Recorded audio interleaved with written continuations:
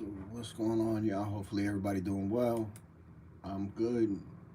Can't complain. Um,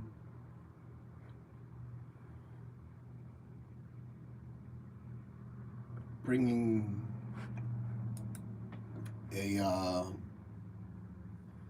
story um, from Philly. As the weather heats up, you know what that means. Shit gets crazy. So today, let me just wait for a few more people to hop in the chat, and then I'll get to it for y'all. But hopefully everybody doing well. In the meantime, what's up, Tracy? How you doing? I'm well, thank you. Michael, what's going on?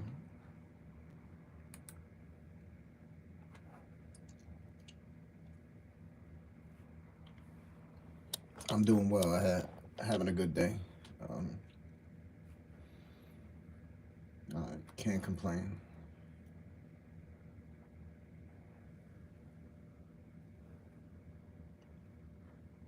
Just Betty Boot, what's up? How you doing? Just got home a little while ago and started working on a video for tomorrow. So y'all have a new video for tomorrow. Yeah, all's well. I can't complain, man. Easter weekend, the weather is beautiful. The weather is so nice out here. Yeah, the weather's so nice. It was beautiful today. I'm good, Dan. Thank you. Belinda, how you doing? Tina, what's up, Tina? How you doing? Yeah, the weather was beautiful, but so anybody that lives in the city knows when the weather starts getting nice, the guns start coming out, right? Michelle, Angel, what's up? The guns start coming out once the weather gets nice. That's exactly what happened today. Exactly, Tina. So that's what I'm going to touch on today. Within the matter of a couple hours, 9 people were shot. 1 person was killed. That was earlier today. So I'm sure that what's up, Michelle from Georgia, Indiana mom. What's up? So I'm sure that shit just, that, yeah, I seen that. I hope you heal up, Sean, from the corona. So there was 1 person killed. Monica, what's up? As of the news, and that was, when was that? That was earlier today. That was as of 1:30. So I'm sure, unfortunately, that shit has changed. 9 people were shot. 1 was killed. 1 got hit straight in the head. What's up, Audie? How you doing? 1 got hit straight in the head. John, what's up? And then another 8 were shot. That was, so the 8, it didn't all happen at once. This was all over Philly. You know, this was all over Philly, South Philly. There was 1 around Tioga. What's up, Kat? How you doing? So I'll show you guys the article, and then oh wow, Dan. Well, thank God that everything worked out and you wasn't killed or injured, right?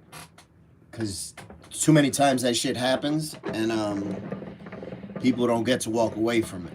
You know what I'm saying? Think about that shit. Think about going out. So I don't know. We'll watch the article and then we could talk about it. All right. So please hit that like button too, y'all. We got almost 100 in the chat, and I need some more likes, please and thank you. So let me let y'all know the importance of liking. That's how we help the channel to grow. And the more likes that YouTube sees on a channel, the more times they'll push that shit out. So you'll see it in your recommended, you'll see it on your fucking new, you know what I'm saying? And that's how we get the channel to grow. Oh, wow. That's crazy, Sean. Thank you. Yep. See, the likes just doubled that quick. So thank you, y'all. So we're gonna check out this video and we'll go from there. We're following breaking news. It has been a violent afternoon in Philadelphia. 9 people have been shot across the city since 1:30 this afternoon. Let's go right to Action News reporter Dan Cuellar, live in Brewerytown, where a hail of bullets rang out just after 2 o'clock, leaving 2 men seriously injured. Dan. Walter, it is sad to say that when the weather is nice, it can sometimes bring out the bad in people, and police say the bullets have certainly been flying today, especially here at 31st and Clifford, where there was a wild shootout. Here next to our news van, you still see a... Hold on one second, because I got the settings. So when I listen to stuff, I listen to it sped up. Let me put it back. All right. Bullet casing that remains on the sidewalk that investigators are coming back to retrieve. Over here, you see a bunch of circles, chalk circles, where other bullet casings flew. So far, 9 people shot across the city, 1 killed in just a matter of hours. It takes up pretty much half the block with the fired cartridge cases. Also, bullets go into homes on Clifford Street. Also had 2 cars. Police say it was just after 2 in the afternoon. People were out enjoying the beautiful day. Investigators say a group of males out drinking at the corner of 31st and Clifford, when suddenly a barrage of gunfire with bullets flying all over the place. Looks like around 39 pieces of fired cartridge casings are fired. We have 2 victims. One's 65 years old. He's struck in his legs and in his ankles. He's at Temple Hospital, currently stabilized. We also have a 28-year-old male who's shot multiple times in the back. He's also at Temple. He's currently in critical condition. Now, about the same time as this was happening, another shooting took the life of a young man at 4th and Manton Streets. Said to be between 18 and 20, he was shot once in the head and pronounced dead on the scene by paramedics. No suspects or motive at this time.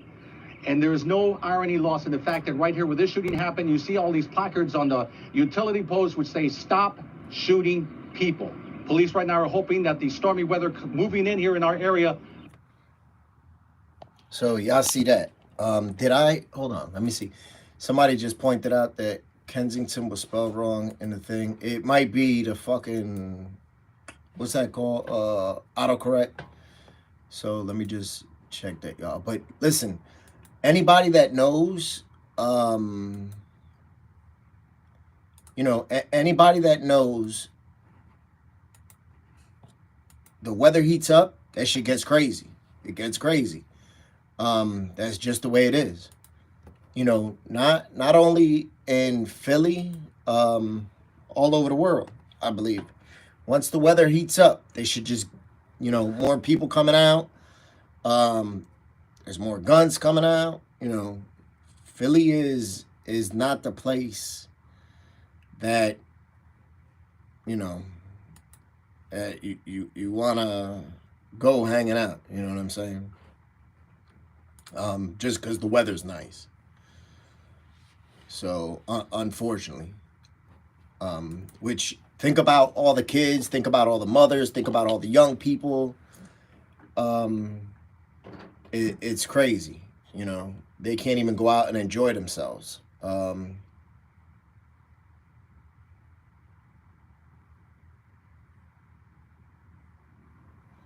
Yeah, that's not true, Anthony.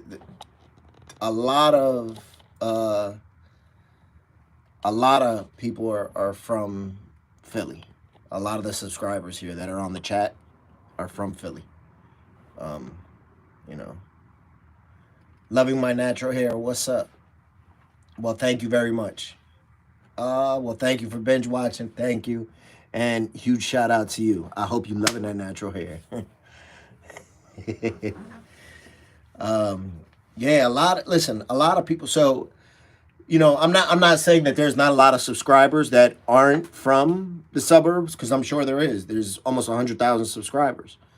But I'm telling you now, I know for a fact that a lot of the the people here are from Philly. And this type of shit happens in every city. I don't care where you're at. Um, I'm glad. I don't care where you're at. And it's unfortunate. And you don't realize how much this shit happens until MTV, what's up, brother? From my channel, unfortunately, to bring stories to y'all, I sort of look for the crazy news. And all this shit that we're hearing in Philly, this happens in every single city. Every single city. We just don't hear about it because we're not from there, so we don't go looking for that shit. Unfortunately, I go looking for it, and CB Good, what's up? Yeah, I go looking for it, and it's just a very, very, very bad time right now for, I think, humanity in general, right? We have a vicious war going on.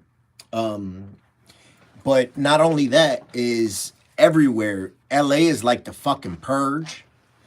The worst thing they did was give out that fucking Corona money. Give out that Corona money. So many motherfuckers got that Corona money. It is depressing. It is depressing, K. Brown. Listen, I think it was last night or today, I had I was like, man, I'm seeking out all this negative shit, and it's popping up in my timeline and in my feed. And I don't like that shit. I don't like it.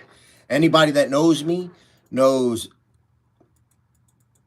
unfortunately, I have to deal with a lot of negativity, but I don't want to consume that after hours. I see it as a means to an end, to bring some news to y'all, to make me appreciate, everything that I have going on, because, oh shit, okay, I dropped that bit. You seen that motherfucker drop quick? So, I bring it to y'all, but I've been exposed to enough of that shit already. Mary Barry, what's up? Mary, thank you for watching from England. It's almost 3 o'clock in the morning in England. So thank you, Mary, from the bottom of my heart. Exactly, Michelle. I agree with you. We can all relate to this shit, right? We can all relate to this. Even, listen, where I live is nice and relaxed. But rest assured, there's still shit that goes down here. They just, over the weekend, a dude, unfortunately, murdered his wife with a fucking sword. Like, I was like, yo. It's like, is this fucking, it was crazy. He murdered his wife with a sword. Like fucking knights, I was like, who does that with a sword? Think about that. How horrible that had to be. I don't know if they had kids. What's up, Haley? Oh, nice of you to join us, Haley. Thanks. I'm sure you're fashionably late. You was doing your makeup and shit, right? Mm-hmm. Sure. I'm just fucking with you, Haley. Danny Sullivan. So one of the barbers was like, yo, was it He-Man? When they heard that somebody was killed with the sword before they found out the whole thing. He was like, yo, was it He-Man? And I was cracking up. And then once he found out that what type of situation it was, he felt bad. It's bad to murder your wife with anything. Yeah, with anything. Connie, what's up? K Brown. I think it just makes it. So when I hear somebody getting murdered with a sword, when you hear somebody getting murdered or getting harmed with like a weird instrument, it just, for me, I always think, how the fuck did that take place? I don't know why I think that, but that's what I think. I mean, like, how did that take place? Because I always put myself in their shoes. I've been in fights in jail where we had knives and we was trying to kill each other. And those are small knives. But you get a big ass sword, like how, I don't know. I don't know how that goes. You know what I mean? Melissa, what's up? Congratulations, Philly P. Yeah, I'm not far from Wilkes-Barre. I'm not far from that at all. Um, yeah, exactly. Listen, so I just think about it like a sword. It's almost like you have to be very desperate. I don't know. I don't know what the fuck it is. It's just some crazy shit. 100. Listen, I think anybody.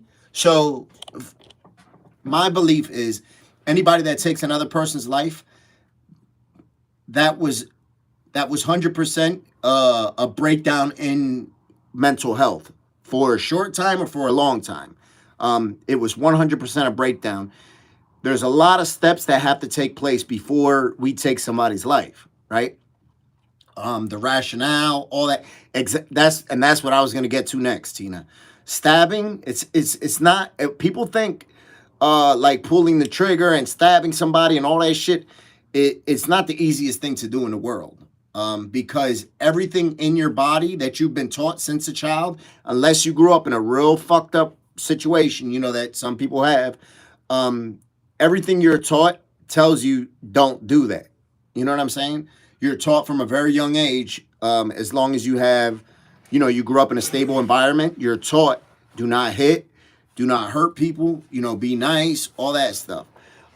We lose that along the way because of our experiences and stuff we are subject to.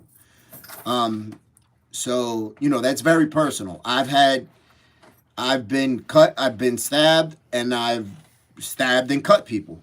And it's not a good, you know, it's not a good, I'm not going to sit here and tell y'all that the first time I cut somebody or stabbed somebody, like it was, I slept and everything was fine. The crazy part is the first time that it happened in jail, I actually, like, my body sort of shut down. I went to the hole right after it because it was out in the yard in prison. Murph, what's up, brother? How you doing? It was out in the yard in prison. I stabbed the dude. I ended up going to the hole. I cut my hand on the knife myself. Ended up going to the hole, and as soon as I got in the hole, I just instantly fell asleep and I woke up to my hand pounding. My hand was pounding, but I instantly went to sleep as soon as I got in that hole, and I didn't even have my sheets yet. You know, and usually the first thing they do is give you a pillowcase, and it has your sheet, your towel, a roll of toilet paper. I didn't even have none of that yet because it was, you know, was I told to stab him? No, I wasn't. I wasn't given an order or anything like that.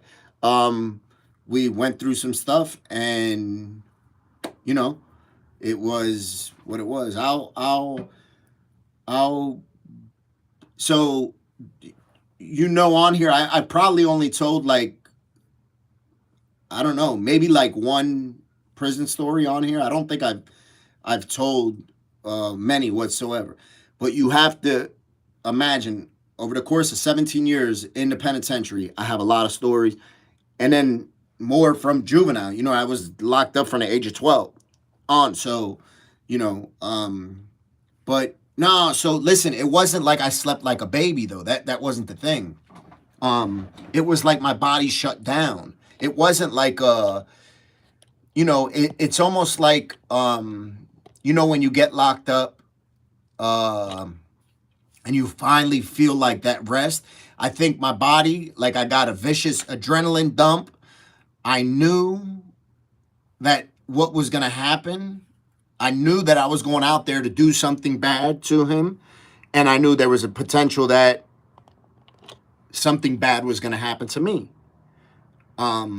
So it was probably like, I don't know, my body. Yeah, exactly. I was emotionally drained. Like, when, you know, as soon as I got back there, and I didn't even realize that it was me that was cut, because my hands were bloody, you know. Nat, you DM me, Nat? On King Frank page, or you could email me at Faces of Kensington. So I was so emotionally drained, that I just went to sleep, and like I was nervous. Inside I was scared, and it was already done. You know what I mean? But inside I was already in handcuffs, going back to the hole, And my body just shut down. I got in there. I didn't even like worry about the crazy shit. I didn't even like worry about washing up. You know what I mean? My hands were full of blood. Um, I didn't even worry about like washing up. I just went in there and hit that bed. Like I slept on the bed. It didn't even have a fucking it didn't even have it was just a mattress. It didn't even have a fucking sheet or a pillow. I don't even think there was a pillow, period, And one thing you don't touch those raw prison mattresses. They're fucking disgusting. But Charles, what's up? Right, Murph? I ain't even answer that one. Listen, I think about that a lot. I'm so glad that those days are behind me. I was taking a shower last night and I was just thinking, damn, I don't ever have to worry about the same shit that I have to worry about, or the shit that I had to worry about at one time. I'm so, like, with the exemption of somebody trying to harm my family, you're not going to really get, like a vicious reaction out of me. It's really not going to happen. So at times I just be like, man, it's been, in December will be 7 years that I've been home from prison. Damn, that's crazy. I never in my whole life, since I got locked up for the first time when I was 12 years old. From 12 to 35 years old, I never had more than like 2 or 3 years out. Yeah, 100%, Haley. So Haley asked if I ever thought about going to speak at prisons. 100%. So when I was on parole, I couldn't speak. I just got off parole last year. And now I can go back, but it's kind of hard because of Corona. Things are still messed up with Corona. So I just got a call. Those of you that don't know, I used to go to schools. I used to travel all over and go to school. Cena, what's up? I used to travel all over and go to schools and speak to kids. So I'm going to start doing that again in the fall. They called me. They was like, yo, you still interested in doing this? And for me, that was my favorite thing to do, because a lot of time you go and you speak to those kids and they haven't had a lot of exposure yet, so that's a good thing. Let me just answer this question real quick. Country, he said, yo, why do they abuse the homeless when they try to sleep? All right, so I'm going to tell you why the main reason is, right? So when we're young, anybody that lives in a city, you've been told this by your parents or grandparents or uncles. When you're young, and you see a homeless person or an addict or somebody suffering from mental health and all that stuff, a lot of times our family, our mothers, our fathers, our grandparents will be like, look, you don't do this good in school, that's what's going to happen to you. We're used, where a lot of us are, we use them as an example to teach, right? And it doesn't come across the right way. So when our parents tell us that, when our parents tell us, yo, you're going to be like them if you don't do good in school, if you don't listen, if you don't stop getting high, we automatically, in our head, we automatically look at them like they're a little bit lesser than us, right? Because they're being used as an example. Yeah, no problem, Philly. So that already goes to desensitize us towards them. And then we also see them abusing themselves, right? We see them using drugs.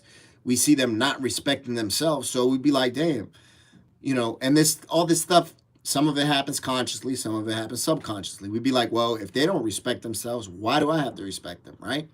And then a lot of kids, they see it out there as, it's a fun thing to do. Let me go, and there's been all that type of shit. There's video, it's disgusting shit that you've seen. I've seen people get piss thrown on them, get hot water thrown on them, get a big bucket of paint thrown on them. Homeless people and addicts. That shit, I don't like that at all. I don't like when people pick on the addicts, because you're not gonna go pick on the young boys hanging out on the corner. So don't go pick on the addict just because they're, they're looked at like expendable. You know what I'm saying? Yeah. And listen, anybody that has any common sense knows that picking on a weak, you don't get no points for that. That shit don't. Yeah, and the thing is, and listen, I've had talks with a lot of people, young kids out there in Philly, and I tell them, yo, don't do that. That could be your family. You don't know what this person's going through. And the first thing they always say is, that's not going to be my family. That wouldn't be my family. And I have to tell them, I said, well, you think you think their son or their daughter thought that was going to be their mom? You thought that they thought that was going to be them? And the majority of times, pretty much all of us got addicts in our family. So they might not be homeless yet, or they might not be strung out to the point where they're on the street shooting up, but it doesn't mean that that's not going to happen, because addiction doesn't discriminate. We have 9 out of 10 of us, and I might even say 10 out of 10 of us, have people that in our family that are dealing with addiction or mental health or homelessness, poverty in general, just not growing up in the best situations. And I just seen somebody say, go pick on, like the drug dealers or the gangbangers, whatever. When I see, a lot of times you'll see people that treat the addicts bad, but they won't treat the drug dealer on the corner that's selling that bad. You know what I'm saying? Because they're scared. So they got picks. They be like, oh, I'm not going to say nothing to them because I know they're going to say something back. Drug addicts ain't going to say nothing. In one of my last videos with Serena, you can hear, as I'm interviewing her, you can hear a man saying, oh, she's a junkie, she's a junkie, she's a junkie. And in my head, I was like, damn, you're picking on them, right? But go say that shit to the person that's fucking your neighborhood up, right? That has your kids can't even come outside and play, So, it is what it is, and I can't blame them, because, you know what's going to happen. You bring that type of energy to the wrong person, right? That's not good for anybody's health. So I get it, but I just don't like it. For me, I can't have no picks. If I'm gonna tell, if I'm gonna criticize one, I gotta criticize all, and I have to be willing to accept criticism. I can't have no picks whatsoever. I can't have no picks. I can't do that. If I do, that doesn't say too much about me.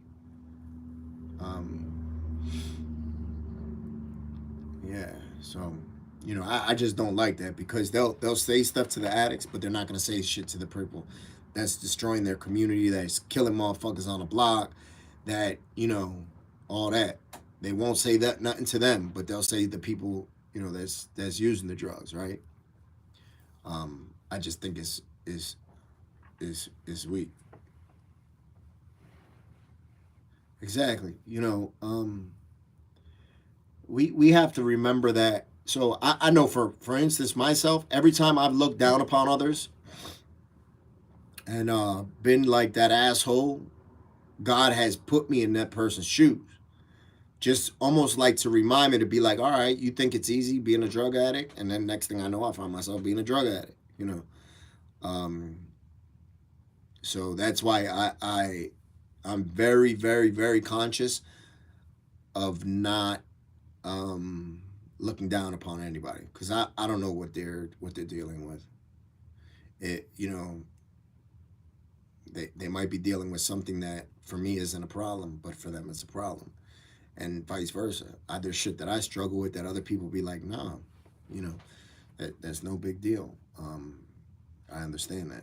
So it's just we just got to be very conscious and very careful about the way we treat people. Yeah, never think you're better than anybody. Never. I don't. Yeah, I don't.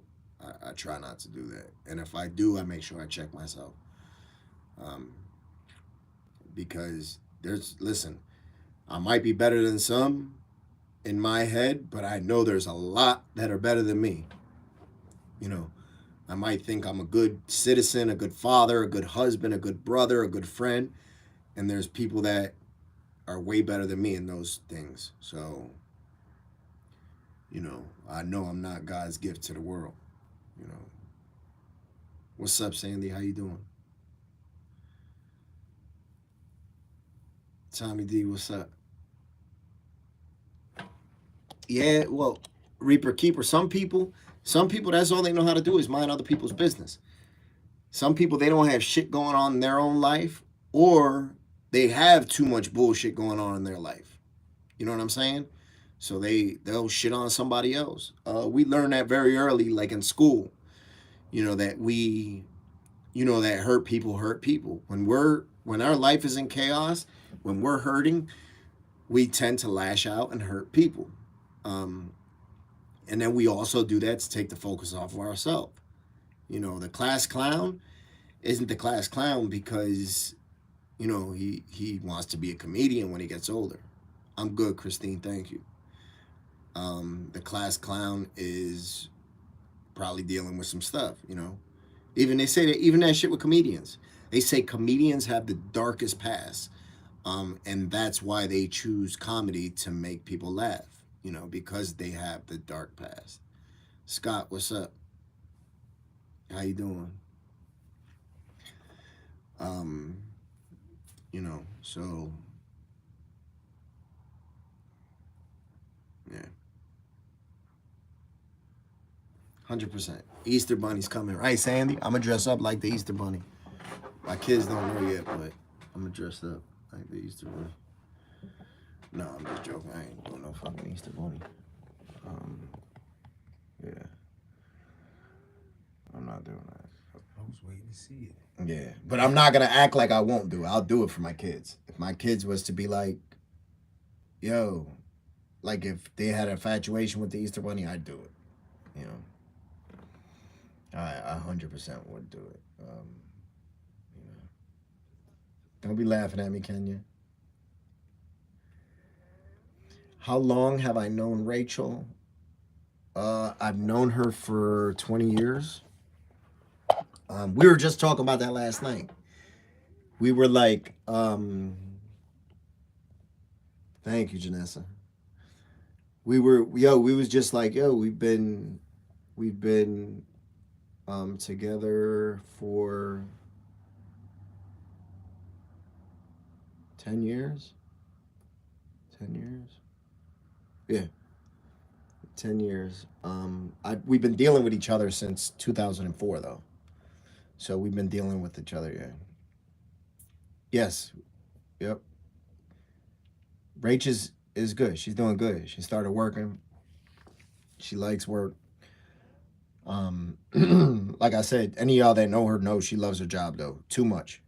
She brings that shit home with her. She loves to be, like, to help people.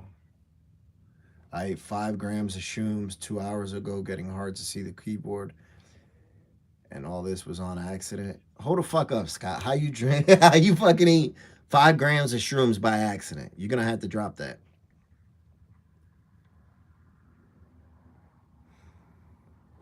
Yeah, you're gonna have to explain that one.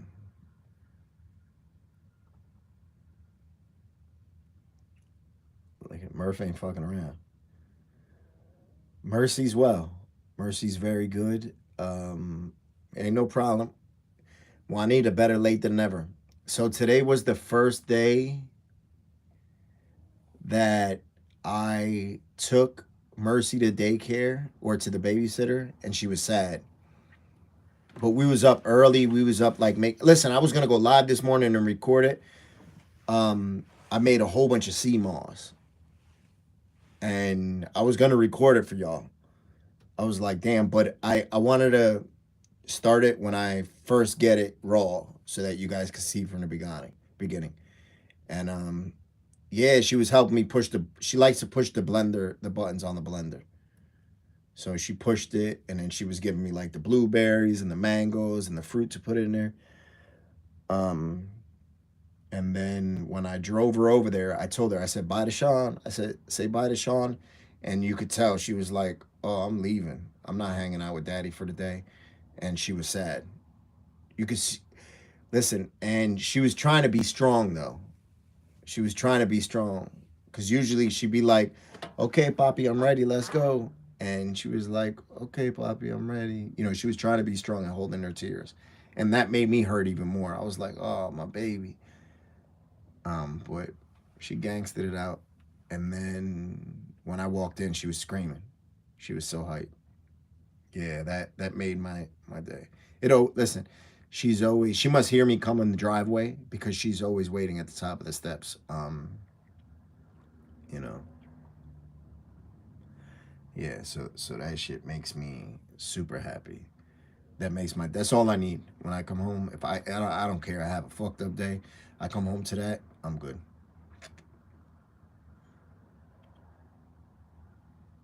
Thank you, MJ. Yeah, I agree, Sandy. I agree. So, you know, it's good. Um, Time together is just as important as time apart, right? We all need time apart from everybody. That's not a bad thing. You need time to miss people, need time to appreciate them, you know. Yeah. All right, y'all. I just wanted to hop on here real quick. I'll be putting a video out for y'all tomorrow. And then what am I gonna do when she turns 18? I don't know. I don't want to think about that. It's too long away. Yeah, I'll be sad. You know. But all right, y'all. I'm about to get out of here. Have a great night. I'm gonna finish up this video right now, then go fall back for the night. But remember to be kind, loving, and patient. Thank you guys for hanging out with me for the past 40 minutes. Everybody have a great night. All right, Nat, I'll check it out right now. Likewise, happy Easter to y'all too. And have a great night. I'll see y'all tomorrow. If you haven't hit the like button already on the video, please hit the like button. Please and thank you. And have a good night. Islamo, thank you very much, brother. Appreciate you. Country, likewise. Have a great night, y'all.